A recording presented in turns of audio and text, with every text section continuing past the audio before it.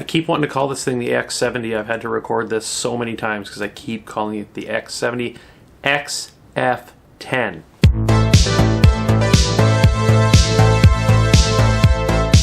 Alright, so this week's subject is the Fujifilm XF10. It is a compact fixed lens point and shoot camera with an APS-C sensor, a fairly fast 18.5mm f2.8 lens. It is small, it actually fits in a pocket, it fits in the back pocket of my jeans, no problem.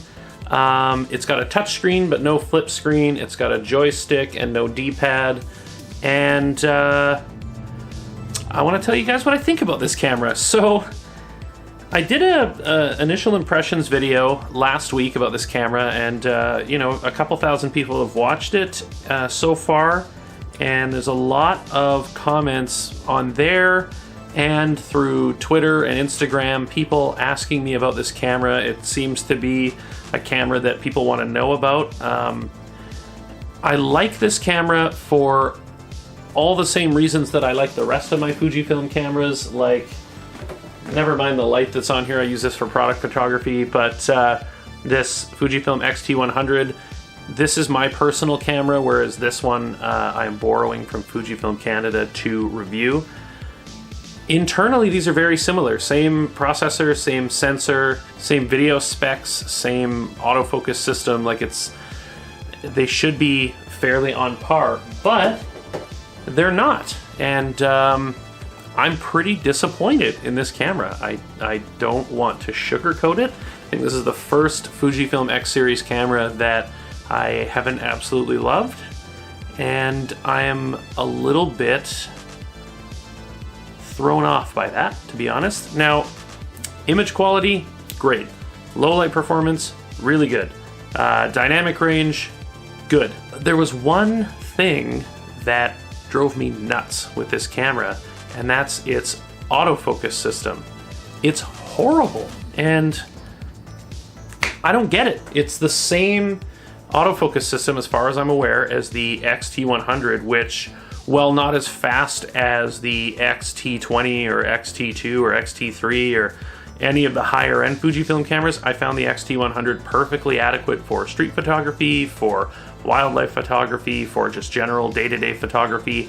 Most people who are going to be in the market for a camera like the X-T100 are going to be totally satisfied with its autofocus capabilities. This camera missed focus so often that I thought there was something wrong with it, and I went through all the settings, tried a bunch of different things, and it's so inaccurate that I can't recommend this camera. And that's a first for me with a Fujifilm X series camera. I generally love them a lot. So then I thought I would try their zone focusing system. So for anybody who's ever shot with a Ricoh GR2 or a manual focus camera like a Leica or an old film camera, zone focusing is when you know where you want your photo to be. So whether it be 2 meters, 3 meters, 4 meters, 5 meters away from you, you set your focus to that zone and you wait for the action to come into that focus area for you to take the picture. So it's a setup shot, works great for street photography. You find that awesome spot and you get your camera focused right where you want the picture to be, and you wait. This camera has built-in zone focusing at 2 meters and 5 meters. It's a preset. It uses this top button that's right above the Q button right here. It works, but there's something not intuitive about it. It seems slow to react, whether it's the shutter is like slow to react. It's really hard to explain. If I just put it in manual focus and have it in that same zone, it works better, and I don't really get why that is.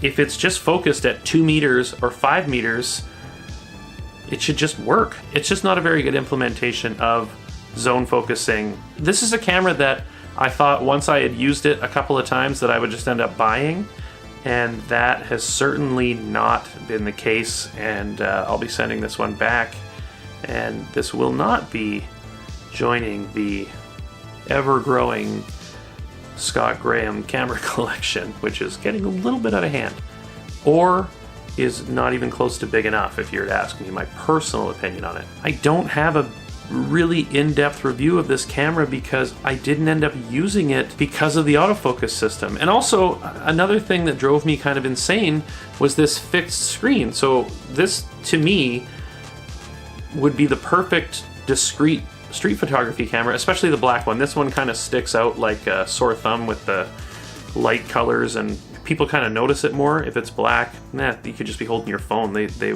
have no idea from a little farther away. But this screen not being a flip screen, even just like to come out perpendicular to the back of the body like every other Fujifilm X series camera, I found that I was like shooting like this a lot, and like that just makes it really obvious that you're taking someone's picture. If you want to be more discreet about it and you want to shoot kind of from the hip, you need that screen that comes out so you can look down and be shooting kind of like this. It's way less intimidating for people around you, and I don't like this setup at all. So I'm pretty disappointed that I didn't love this camera. That's a first for me with this entire system. Yeah, just overall, I was just not, this just not my cup of tea, as they would say in jolly old England. But yeah, so that's it, you guys. I do have another camera that I picked up, the GoPro Hero 7 Black, and I am psyched to test that thing. The stabilization on it looks insanely good. It looks so good.